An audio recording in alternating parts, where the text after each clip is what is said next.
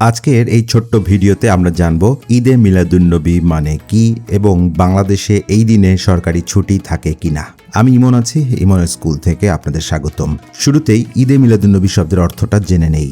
ঈদ মানে উৎসব বা আনন্দ, মিলাদ মানে জন্ম বা আগমনের সময় অর্থাৎ কারো জন্মের সময়, আর নবী মানে বিশ্বনবী মহানবী হজরত মোহাম্মদ সাল্লাল্লাহু আলাইহি ওয়াসাল্লাম। তো একসাথে করলে ঈদে মিলাদুন্নবীর সহজ অর্থ হলো মহানবী সাল্লাল্লাহু আলাইহি ওয়াসাল্লামের জন্ম এবং পৃথিবীতে আগমনের আনন্দের দিন। হিজরি সাল অর্থাৎ আরবি সালের রবিউল আউয়াল মাসের 12 তারিখে বিশ্বনবী সাল্লাল্লাহু আলাইহি ওয়াসাল্লামের পবিত্র জন্ম এবং ওফাত দিবস হিসেবে ধর্মীয় আবেগ ও ভাবগাম্ভীর্যের সাথে বিশ্বজুড়ে এই দিনটি পালিত হয়। এবার আসা যাক ছুটির নিয়মে। সরকারি ছুটি কিনা?